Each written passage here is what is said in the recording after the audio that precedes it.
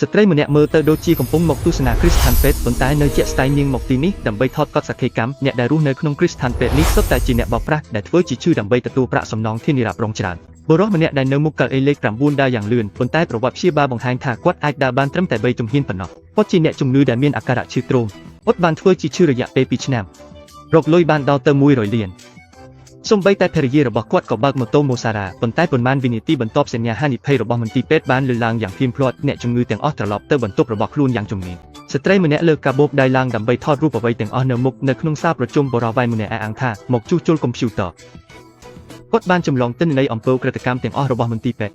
មិនយូរប៉ុន្មានក្រុមហ៊ុនធានារ៉ាប់រងបាននាំក្រុមស្បីមកស៊ើបអង្កេតបរិវេណនោះបានប្រើឱកាសនេះយកឯកសារដែលបានចម្លងចេញទៅយ៉ាងសម្ងាត់នៅលើដំបូលស្ត្រីនោះបានដោះស្បែកជើងហាត់ប្រាណចេញពីជើងនាងស្លៀកខោបាត់ខ្លីយ៉ាងរហ័សរហួនឆ្លងកាត់របងយ៉ាងជំនាញហើយដើរទៅកាន់កេមាគាបន្ទាប់មកស្ត្រីនោះបានពន្លីដៃហើយលោតចុះភ្លាមនាងចាប់រាវចិនដើរនៅក្នុងចំណតរថយន្តហើយចុះពីសសរយ៉ាងលឿនដែលចូលទៅក្នុងរថយន្តរបស់បរិវេណបំពេញភារកិច្ចបានយ៉ាងងាយស្រួលមើលទៅនេះគឺជាអង្គការឯកជនមួយដែលមានភារកិច្ចពិសេសក្នុងការត្រួតពិនិត្យការលួចបោកប្រាស់ធានារ៉ាប់រងអាកាំងតែទទួលខុសត្រូវក្នុងការទទួលការងារបមាអាទទួលខុសត្រូវក្នុងការអនុវត្តជាអ្នកលាក់ខ្លួនស៊ីហ៊ុយទទួលខុសត្រូវក្នុងការលាក់ខ្លួនផងដែរចេញចៃហាវអង្គុយនៅមូលដ្ឋានប្រតិបត្តិការទទួលខុសត្រូវផ្នែកបច្ចេកវិទ្យានិងការចូលលួចប្រព័ន្ធថ្ងៃបន្ទាប់កាំងតែដើរអួតមកកាន់ក្រុមហ៊ុនជំនួយលក់ផ្ទះហើយបានជួបជាមួយបងប្រុសជាអ្នករត់ដែលកំពុងទិញផ្ទះប្រណិតពេលបានឮថាភីគីម្ខាងជាអ្នកត្រួតពិនិត្យធានារ៉ាប់រងបងប្រុសជាអ្នករត់ក៏ដាក់ដៃលើបេះដូងហើយដកដង្ហើមយ៉ាងខ្លាំងកាំងតែសាយស្រួលចិត្តបន្តិច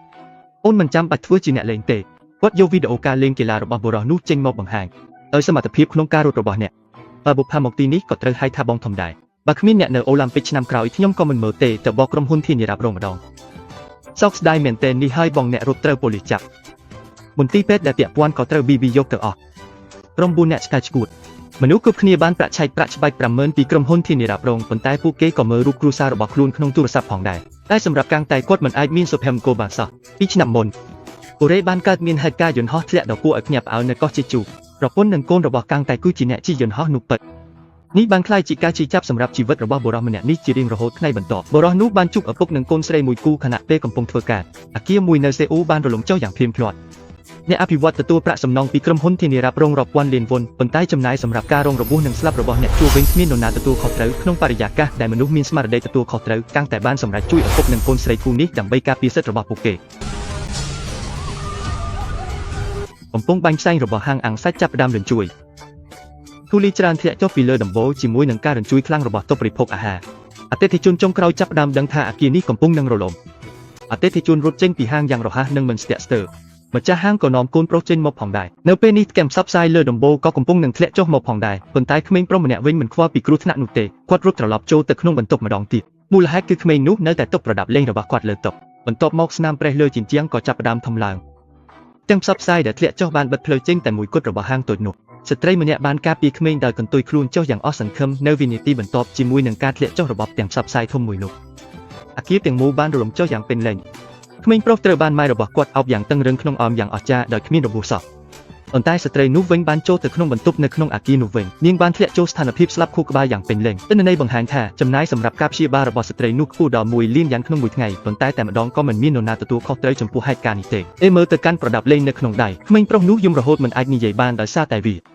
ខ្ញុំស្ទើរតែបាត់ម៉ែទៅហើយកាំងតៃបានផ្ដោតសន្យាជាមួយក្មេងប្រុសនោះធ្វើឲ្យម្ចាស់អគារនេះបង់សំណងតាមដែលគួរត្រូវម្ចាស់អគារនេះឈ្មោះថៃសានជាប្រធានក្រុមហ៊ុនសំណង់ល្បីមួយនៅសេអ៊ូលគាត់ប្រហែលផលថាអគាររថយន្តរលំដើម្បីទាមទារសំណងពីក្រុមហ៊ុនធានារ៉ាប់រងចំនួន 2.3 ពាន់លានយ៉ានប៉ុន្តែពេលប្រជុំមុខជាមួយកាំងតៃគាត់វិញបដិសេធយ៉ាងតឹងរឹងថាអគាររបស់គាត់មិនមែនជាគម្រោងដែលមានគុណភាពទាបទ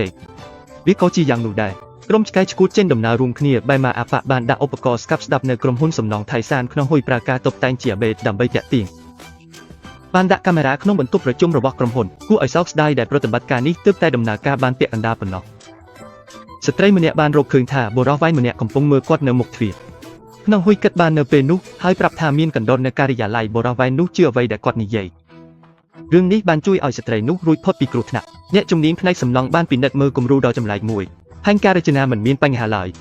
វានឹងមិនរលំទេទោះបីជាកន្លងផុតទៅរយៈពេល100ឆ្នាំក៏ដោយវាហាក់ដូចជាមានបញ្ហាមួយកើតឡើងក្នុងអំឡុងពេលសំណង់ដូច្នេះបេម៉ាបានទៅកាន់គម្រោងសំណង់របស់ក្រុមតៃសានហើយបន្ទាប់មកគាត់បានរកឃើញស្នាមប្រេះជាច្រើននៅលើជញ្ជាំងសំណង់ដែលបង្កប់នៅទីនោះហាក់ដូចជាមិនសូវក្រាស់ទេក្នុងហួយដូច្នេះបានរត់ចូលទៅស្ថានីយ៍ប៉ូលីសម្នាក់ឯង នាងបានប្រឈមមុខជាមួយប្រធានក្រុមករណីធំនាងបានដោះអាវក្រៅចេញភ្លាមនាងបានស្ដីបរិះដែលផឹកស្រាហើយមិនបង់ប្រាក់ម៉ាអ៊ីងឡុងភ័យខ្លាចអាពីពិពាតនេះដូច្នេះគាត់ត្រូវតែបំពេញតាមសំណើគ្រប់យ៉ាងនេះហើយជារឿងដែលកាត់ឡើងក្នុងហ៊ុយបានវីដេអូពីកាមេរ៉ាសុវត្ថិភាពពេលអគាររថយន្តដួលយ៉ាងងាយស្រួលបន្ទាប់ពីមើលម្ដងហើយម្ដងទៀតជាច្រើនដងកាំងថាមានផ្សាយពាណិជ្ជកម្មធំមួយត្រូវបានដាក់នៅមុនថ្ងៃអគារធ្លាក់មានការរញ្ជួយតិចតួចកើតឡើងហាក់ដូចជាអគារនេះមានបញ្ហារយៈពេលយូរហើយទោះជាយ៉ាងណាមនុស្សពាក់វ៉ែនតាតូចពីក្រុមថៃសាននៅតែបន្តបញ្ជាក់ថាអគារនេះមិនមានបញ្ហាគុណភាពទេគាត់នឹងកាំងថៃបានធ្វើកិច្ចព្រមព្រៀងគ្នាបើគាត់ចាញ់គាត់នឹងនាំមេរបស់គាត់ចូលការិយាល័យដោយដៃរបស់គាត់ផ្ទាល់មនុស្សពាក់វ៉ែនតាតូចមានឈ្មោះគីមចុងចុងគឺជាអ្នកជំនាញកម្ពុជាដែលថៃសានជួលមកក្នុងតម្លៃ 2,300 លានតែប៉ុណ្ណោះពេលគាត់នៅទីនោះមនុស្សស្លាប់ក៏អាចក្លាយជាមនុស្សរស់វិញបានលើកនេះកាំងថៃត្រូវបានជួបបញ្ហាហើយគាត់យកឯកសារចំនួន100សន្លឹកដែលអាចបញ្ជាក់ថាក្រុមថៃសានបានបោកប្រាស់ធានារ៉ាប់រងរួមទាំងរូបថតនៃការរំលោភបំពានក្នុងគម្រោងសំណង់អ្វីដែលសំខាន់ជាងនេះទៀតព្រឹត្តិការណ៍ប្រហាក់ប្រហែលនេះបានកើតឡើងនៅក្រុមថៃសានរួចមកហើយ3ដងស៊ីមចុងចុងមិនខ្លាចអ្វីទេនៅពេលមានវិបត្តិនាងប្រើហេតុផលផ្សេងដើម្បីឆ្លើយសំណួររបស់ភាគីប្រឆាំងបន្ទាប់មកគាត់ក៏អញ្ជើញក្រុមឆ្កែឆ្កួតឲ្យធ្វើការសាកល្បងដ៏គួរឲ្យចាប់អារម្មណ៍មួយការពិតអំពីការរលំរបស់អគារគឺចិត្តនឹងត្រូវបង្ហាញចេញការពិតនៅពីក្រោយវិញគឺជាចាស់ចុងដែលចូលនិវត្តន៍រួចហើយកំពុងរំនៅក្នុងផ្ទះដោយសារតែចង្វាក់រំរបស់ពួកគេជាមួយអគារបានបង្កឲ្យមានការរញ្ជួយធ្វើឲ្យទាំងផ្សព្វផ្សាយនៅលើដំបូលអគារធ្វើឲ្យរលំទាំងផ្សព្វផ្សាយដែលមានទម្ងន់180ផោនបានលំអៀងចូលខាងក្នុងធ្វើឲ្យរចនាសម្ព័ន្ធទាំងមូលរំចុះកម្លាំងរបស់យាយពិតជាធំមែនទែនអ្នកជំនាញបានផ្ដល់អនុសាសន៍យ៉ាងតឹងរឹងឲ្យដាក់ពាក្យចុះបញ្ជីសកម្មភាពរំនៅលានសាធារណៈដើម្បីបញ្ជាក់សមិទ្ធកម្មរបស់ខ្លួនអ្នកជំនាញបានដំឡើងធុងទឹកកញ្ចក់នៅលើដំបូលអគារបន្ទាប់មកឲ្យគូស្នេហ៍រំលានសាធារណៈចំនួន15គូចាប់ផ្ដើមរំតាមចង្វាក់ភ្លេងដំបងផ្ទៃទឹកក្នុងធុងមានការរញ្ជួយបន្តិចបន្តួចប៉ុន្តែចង្វាក់រំកាន់តែលឿនឡើងការរញ្ជួយរបស់ធុងទឹកកញ្ចក់ក៏កាន់តែច្បាស់លាស់ឡើងផងដែរក្រោយពី30វិនាទីធុងធំមិនអាចទ្រាំទ្រការបំផ្លាញរបស់លោកពូលោកម៉ែបានទៀតទេវាបែកចេញភ្លាមឈុតនេះធ្វើឲ្យអ្នកទស្សនាទាំងអស់នៅកន្លែងនោះភ្ញាក់ផ្អើលយ៉ាងខ្លាំងពិតជាកើតឡើងមែនអគារទាំងអស់មានកំហុសបច្ចេកទេសផ្ទាល់ខ្លួនរបស់វាដូច្នេះបានកើតមានការបាក់បែកយ៉ាងភ្លាមដូច្នេះអាចនិយាយបានថានេះជាហេតុការណ៍ដែលកើតឡើងដោយចៃដន្យម្ចាស់អគារគួរត្រូវបានទទួលប្រាក់សំណងពីក្រុមហ៊ុនធានារ៉ាប់រងពេលមើលទៅកាន់អ្នកជួលដែលរងរបួសស្ថិតនៅលើគ្រែពេទ្យកាន់តែដឹងថាការការពារសិទ្ធិរបស់គាត់បានបរាជ័យអ្វីដែលកំពុងរងចាំពួកគេគឺថ្លៃព្យាបាលជំងឺខ្ពស់បំផុតហើយជីវិតដែលមិនអាចត្រឡប់វិញបានជារៀងរហូតប៉ុន្តែនៅវិនាទីបន្ទាប់កាន់តែទទួលបានសាយដៃទូរស័ព្ទពីម៉ាអ៊ីងឡុងនៅស្ថានីយ៍ប៉ូលីសយ៉ាងភ្លាមអ្នកអភិវឌ្ឍអគារត្រូវបានប៉ូលីសចាប់ខ្លួនដូចមើលទៅមាននរណាម្នាក់ផ្ញើស្តាងអំពើខុសច្បាប់ជាច្រើនបានផ្ញើទៅឲ្យអង្គភាពស៊ើបអង្កេតករណីធំដោយមិនបង្ហាញឈ្មោះប៉ូលីសកំពុងស្ថិតនៅកន្លែងកាត់ហេតុការណ៍ភ្នាល់ល្បែងព្រំទាំងពេលនោះប៉ូលីសបានចាប់ខ្លួនអ្នកត្រូវស័យក្នុងករណីនេះគឺបាក់ថៃសាននៅក្នុងពន្ធនាគារថៃសានមានអារម្មណ៍ខឹងខ្លាំងណាស់អ្នកបានសហការជាមួយគីមចុងជូដើម្បីដោះសោកខ្ញុំមែនទេរងចាំឲ្យខ្ញុំចេញទៅសិនខ្ញុំត្រូវសម្លាប់អ្នកឲ្យបានដូច្នេះដើម្បីបង្រួមដំណឹងអវិជ្ជមានអំពីគម្រោងដែលមានគុណភាពទៀតថៃសានពីក្រុមសំណង់បានហៅគីមចុងជូស៊ីវជីនបាននិយាយថា2លាន3000លានចំនួននេះទៅនឹងប្រាក់សំណងរបស់ក្រុមហ៊ុនធានារ៉ាប់រងដំបូងថៃសានមិនយល់ព្រមទេប៉ុន្តែបើបញ្ហាដែលកើតឡើងគឺបញ្ហាគុណភាពក្រុមហ៊ុនធានារ៉ាប់រងក៏នឹងមិនបង់ប្រាក់សំណងទេខ្លួនគាត់ផ្ទាល់ក៏នឹងត្រូវប៉ូលីសនាំទៅផងដែរគិតមកបុរសនោះចុងក្រោយក៏ត្រូវព្រមទទួលដោយសារតែការដឹកនាំយ៉ាងល្អឥតខ្ចោះរបស់ចេញចៃហាវប្រាក់ធានារ៉ាប់រងចំនួន 2,300 លានយួនត្រូវបានផ្ទេរយ៉ាងរលូនបន្ទាប់មកអ៊ុតបានបង្វិលដៃវិញហើយផ្ញើផ្សាំងអំពើខុសច្បាប់របស់ក្រុមថៃសានទៅឲ្យប៉ូលីសដើម្បីទទួលប្រាក់រង្វាន់គាត់បានចែកប្រាក់ទាំងអស់ឲ្យជនរងគ្រោះនៅអគាររថយន្តរលំនេះជាការដំណើរការដ៏ល្អឥតខ្ចោះដូចក្នុងសៀវភៅសិក្សាវាបានធ្វើឲ្យក្រុមមេឃុំខ្មោចទាំងមូលភ្ញាក់ផ្អើលទាំងធ្វើឲ្យមនុស្សអាក្រក់ទទួលទោសនិងធ្វើឲ្យជនរងគ្រោះទទួលប្រាក់សំណងលើពីការរំពឹងទុកគ្រាន់តែក្រុមហ៊ុនធានារ៉ាប់រងពន្ធប៉ងខាត់បន្តិចបន្តួចប៉ុណ្ណោះតាំងតែសួរចំដឹងបរិះនៅមុខគាត់មានគោលបំណងអ្វីពីឆ្នាំមុននៅថ្ងៃកំណត់នេះពូនប្រុសចង់ទិញស្បែកជើងកីឡាប៉ុន្តែឪពុកវិញទិញស្បែកជើងដែលធំជាងវ័យសម្រាប់គាត់ក្មេងប្រុសបង្ហាញមុខមាត់មិនពេញចិត្តដើម្បីបង្ហាញការតវ៉ាព្រោះពាក់ស្បែកជើងនេះដូចជាឈរលើទូកពីឡើងវិញមិនអាចដើរធម្មតាបានសោះប៉ុន្តែឪពុកវិញនិយាយថាក្មេងប្រុសធំលឿន